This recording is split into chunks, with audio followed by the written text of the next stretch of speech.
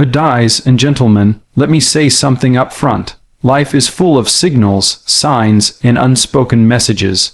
People don't always say what they feel, but they always show it in some way. And when someone dislikes you, or even hates you, it will leak out in their actions, their tone, and their choices. The key isn't to obsess over who dislikes you, but to recognize the truth, learn from it, and rise above it. Today, I want to walk you through 5 powerful signs that reveal when someone truly hates you. But listen closely, this isn't just about spotting enemies. It's about protecting your peace, valuing your worth, and choosing not to let another person's poison shape your path. Consistent disrespect is not always loud. Sometimes it comes in the form of subtle comments, rolled eyes, dismissive gestures, or constant interruptions. But make no mistake about it, when someone repeatedly disrespects you, it isn't a mistake. It's a pattern, and that pattern speaks louder than any apology that follows. Think about this for a moment. When someone truly values you, even if they disagree with you, they still carry respect in their tone, their body language, and their words. Respect doesn't mean agreement. It means acknowledgement. It means I see you, I hear you, and even if I don't like what you're saying, I will not strip away your dignity. When someone hates you, that's the first thing they go after, your dignity. Because if they can strip you of that, they feel like they've diminished your worth. Consistent disrespect is dangerous because it normalizes mistreatment. The more you allow someone to belittle you, the more they believe it's acceptable to do so. And over time, you may even start to believe that you deserve it. But hear me clearly, you don't. No one deserves to live under the weight of disrespect, especially not from people who claim to know you, work with you, or be around you. Here's the truth. People who hate you will often dress their disrespect as jokes. They'll say something offensive, and then hide behind the excuse, "I was just kidding." But pay attention. Jokes are supposed to make people laugh together, not at someone's expense. When their jokes are always directed at you, when you are always the punchline, that isn't humor. That's hostility disguised as laughter. And then there's interruption. When someone consistently cuts you off mid-sentence, talks over you, or dismisses your words before you finish, it isn't just bad manners. It's communication warfare. It's their way of saying, what you have to say doesn't matter. My voice is the only one that counts. That's not only disrespect, it's a clear marker of underlying disdain. But let's go deeper. Why do people resort to consistent disrespect? Most of the time, it's because they feel threatened. Your confidence, your talent, your presence. It agitates something within them. Instead of dealing with their insecurities, they project them onto you through disrespect. They think that if they can make you feel small, they can make themselves feel big. But here's the catch. No amount of tearing you down can build them up. So, how should you handle it? First, recognize it for what it is. Don't excuse it. Don't overanalyze it. When someone shows you a pattern of disrespect, believe it. Second, set boundaries. That doesn't mean you need to start a fight every time someone crosses a line. But it does mean you make it clear, verbally or non-verbally, that you will not tolerate constant belittlement. Sometimes that's as simple as walking away. Sometimes it's as direct as saying, "Don't talk to me like that." The most important thing you must remember is this. Disrespect is a reflection of them, not you. If you internalize their behavior, you'll begin to see yourself through their distorted lens. But when you stand firm in your self-worth, their disrespect becomes powerless. You no longer see it as a definition of your value. You see it as evidence of their bitterness. And here's the beauty of it. When you stop reacting emotionally to their disrespect, you take away their power. They thrive on your frustration, your anger, your need to defend yourself.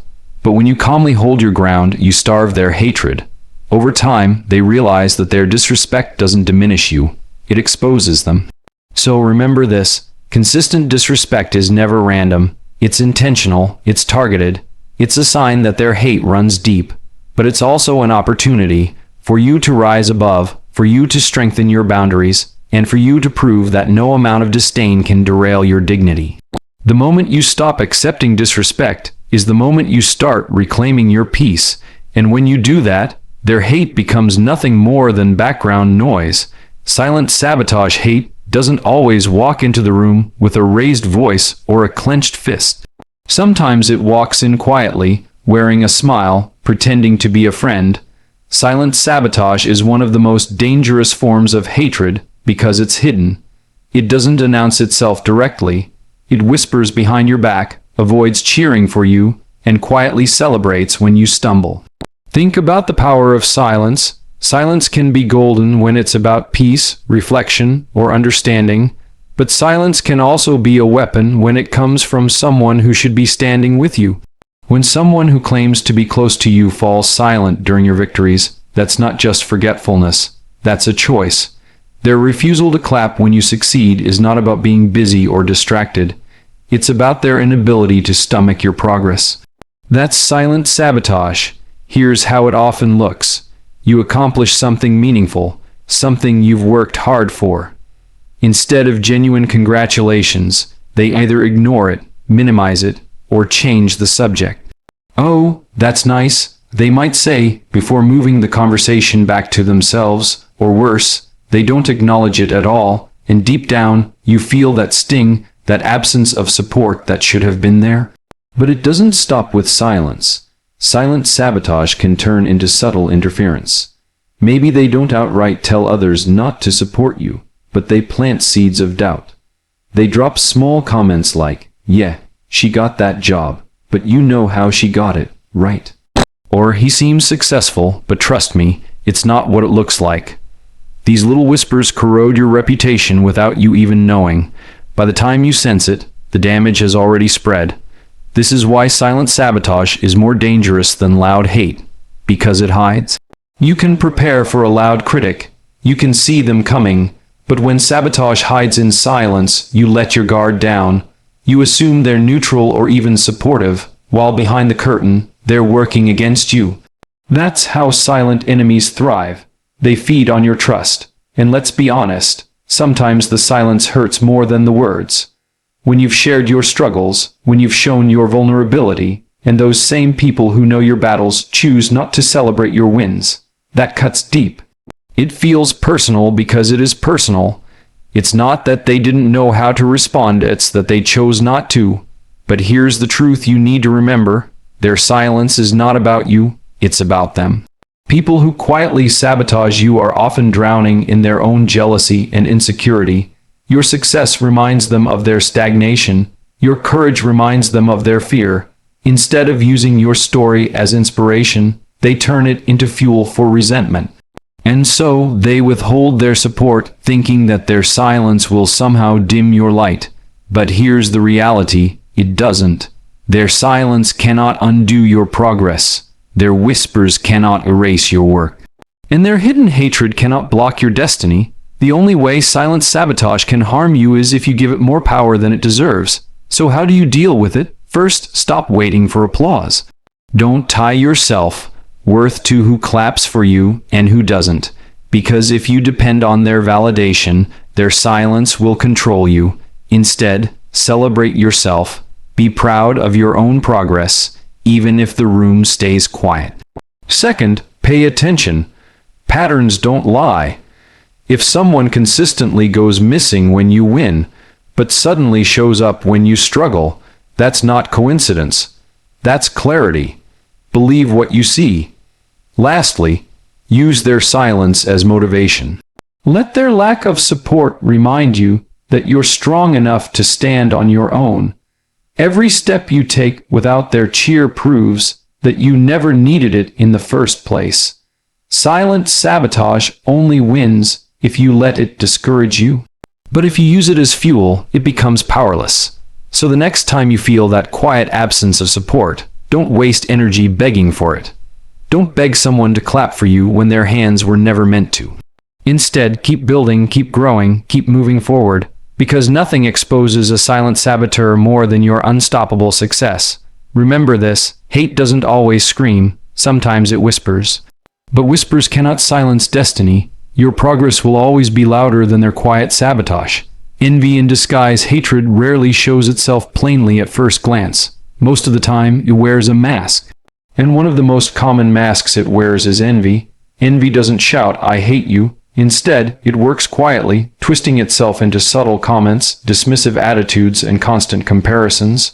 When someone secretly hates you, envy is often the seed planted deep inside their heart.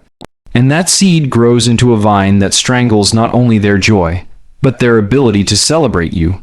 Let's talk about what envy really looks like. It doesn't always come across as hostility. Sometimes it comes wrapped in faint praise. Imagine this. You share a success, and instead of hearing, "I'm proud of you," you hear, "Oh, that's good, but anyone could have done that." Or maybe you accomplish something meaningful, and their response is, "That's nice, but it's not that big of a deal." That's envy. That's their way of shrinking your victory down to a size they can handle, because in their mind, your growth feels like their failure.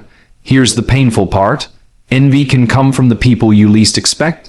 Sometimes it's not strangers who envy you, it's friends, coworkers, even family.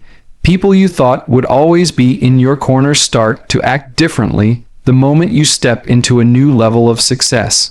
Why? Because your progress shines a spotlight on their lack of movement.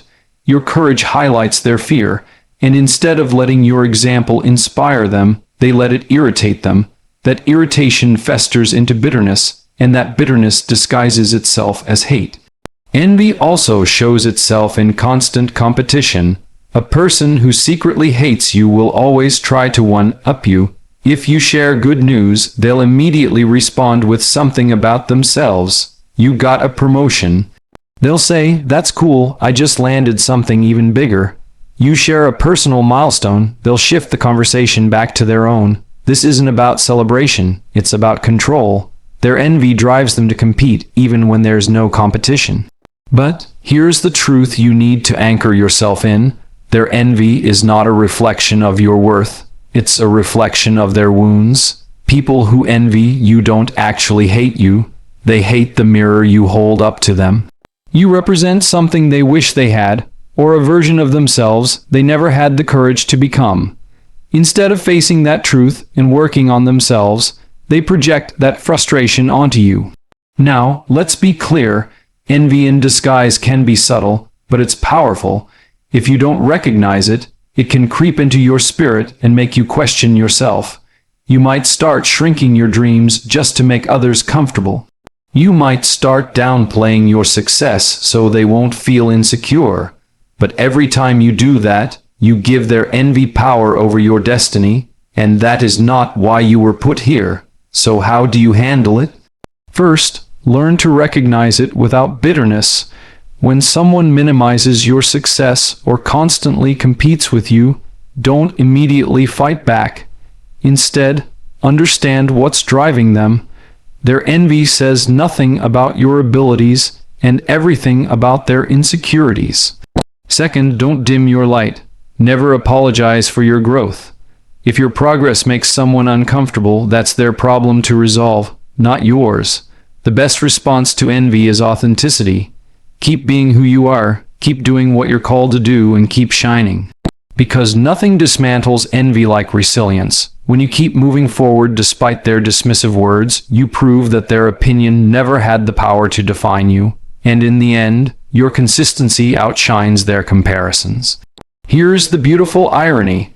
Sometimes the same people who envy you are the ones who need your story the most. Deep down, they want to believe they can rise too. Your success challenges them because it reminds them of the potential they've ignored. And while envy may push them to resent you now, your example could one day inspire them to change. But that part is not up to you. It's up to them. Your responsibility is simple. Don't let envy in disguise derail your journey. Don't let it make you shrink, don't let it make you doubt, and don't let it distract you. Remember this, envy is just admiration that lost its way. Their hate is really misplaced recognition. They see something in you they wish they had, but instead of honoring it, they fight it. So keep shining, keep growing, keep proving that no amount of envy can cancel purpose. Because at the end of the day, envy can only disguise itself for so long. Eventually, truth always reveals itself. And when it does, your success will speak louder than their bitterness ever could. Withdrawal of humanity, one of the clearest signs that someone doesn't just dislike you, but truly hates you is when they withdraw the most basic expressions of humanity. Hatred, at its core, is dehumanizing. It doesn't always need to come through insults, betrayal, or loud arguments. Sometimes it shows itself in what is missing: the absence of warmth, the absence of empathy, the absence of even the smallest gestures of kindness. Think about it. At the very least, people usually show a certain level of human courtesy. A smile, a nod, a hello, or even a moment of shared concern when you're hurting. These small actions cost nothing, but they acknowledge one powerful truth: you are human, and your existence matters. But when a person hates you, those gestures vanish. They treat you as though you are invisible, as though your presence is a burden, and as though your feelings are irrelevant. That withdrawal isn't an accident. It's intentional. When you enter a room, they don't look your way. When you speak, they ignore your words. When you go through something difficult, they show no compassion. And it's not because they didn't notice. It's because they noticed and chose to withhold. That choice is how hate speaks without saying a word. It says, "You don't deserve my recognition." It says, "You're not worth my empathy." It says, "You don't matter to me." And if you've ever been on the receiving end of that, you know how cold and cutting it feels. This withdrawal of humanity can be even more painful when it comes from people who once cared. A friend who no longer checks on you. A coworker who suddenly treats strangers with more respect than they give you. A family member who acts like your struggles are invisible. That shift is heavy. It's not just indifference. It's a targeted decision to deny you the kindness they offer to everyone else. That is hatred in its purest form, selective cruelty.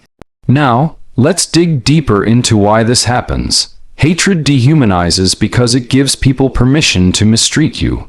When they strip away your humanity, they no longer feel guilty about the way they act.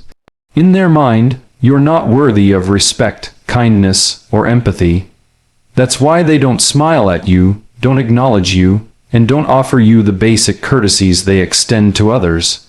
It's their way of creating emotional distance, of saying, "I don't see you as equal. I don't see you at all." But here's where you need to be careful. When someone withdraws their humanity from you, it can make you want to do the same in return. It can make you want to mirror their coldness, shut down your empathy, and harden your heart. But the danger is this: when you start withholding your humanity in response, you become like them. Hatred multiplies when it's reciprocated, and that cycle of dehumanization is exactly what keeps bitterness alive. So how do you protect yourself without losing yourself? First, recognize the pattern for what it is. Don't let their coldness confuse you. It's not that you did something wrong, it's that they chose to hate. Second, don't beg for their humanity. You don't need to chase down kindness from someone who has already decided to withhold it. Begging for their recognition only hands them more control. Instead, place your energy where it will be received, toward people who value you, acknowledge you, and treat you as human. And here's the most important part: never let their hate cause you to devalue you yourself. When someone treats you as though you don't matter, it's tempting to believe them. It's tempting to internalize their coldness and think, maybe I'm not worth it. But listen closely. You are not defined by someone else's inability to see your value. Their lack of humanity is a reflection of their character, not your worth. The withdrawal of humanity is a test. It tests whether you will let someone's hatred pull you into despair, or whether you will rise above it with grace. The real power lies in choosing not to let their coldness freeze your heart. When you continue to smile, to show kindness, and to stand firm in your dignity, you prove something powerful. They cannot take away your humanity just because they've lost theirs. At the end of the day, their refusal to acknowledge your humanity says nothing about your future. It doesn't stop your growth, it doesn't stop your blessings, and it doesn't stop your destiny. The only thing it reveals is the darkness inside them. And as long as you keep walking in your truth, their hatred becomes nothing more than a shadow that fades in the presence of your light. So remember this: When someone withdraws humanity from you, don't respond by withdrawing your own. Don't let their hate define how you love, how you live, or how you treat others, because your humanity is your strength, and no amount of hatred can take that from you unless you give it away. Thriving on your pain, the clearest, most undeniable sign of deep hatred is this: when someone delights in your pain, it's not just that they don't care about your struggles, it's that your struggles feed them. Your failures become their victories, your heartbreak becomes their entertainment, and your setbacks become the fuel that gives them a twisted sense of satisfaction. That is the deepest form of hate, because it crosses the line from avoidance or dislike into cruelty. You can see it in their eyes. When something goes wrong for you, there's a spark, not of sympathy, but of hidden excitement. When you stumble, they don't reach out to help you up. They smirk, even if it's just on the inside. When you share your hardships, they don't show compassion. They quietly savor the moment because, in their mind, your suffering lowers you and elevates them. This isn't just dislike. Dislike can keep its distance. Dislike can walk away. But when someone thrives on your pain, it reveals a heart poisoned by bitterness. Their hatred isn't passive, it's active. It feeds on your hardships like fuel to a fire. And here's the dangerous part. People who thrive on your pain often disguise themselves as supportive. They'll pretend to listen, but their comfort is hollow. They'll nod while secretly enjoying every word of your struggle. Think of it like this: true friends, true supporters, true humans, they hurt when you hurt. They may not have the answers, but their empathy is real. People who hate you are the opposite. They may act interested in your struggle, but not because they care. They listen because it entertains them. Your pain becomes their story to gossip about. Your difficulty becomes the proof they use to say, "See, they're not so great after all." It goes even further. When someone thrives on your pain, they don't just enjoy your failures. They sometimes orchestrate them. Silent sabotage turns into active sabotage. They may intentionally withhold help you need. They may quietly manipulate situations to make things harder for you. And when the hardship finally hits, they sit back and smile, satisfied with the chaos they played a part in creating. But here's what you need to understand. Their delight in your pain does not stop your progress. Your suffering may slow you down, but it will never cancel your destiny. And ironically, the very pain they celebrate often becomes the soil that grows your strength. What they see as your downfall may actually be the setup for your greatest breakthrough.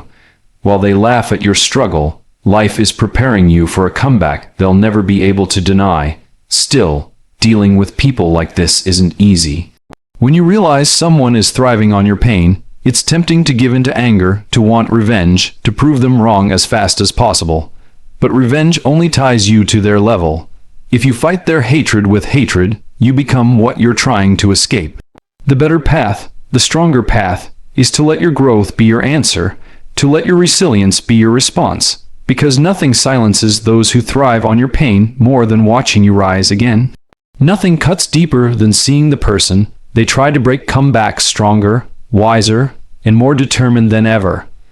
Their celebration of your suffering will eventually turn into frustration at your persistence.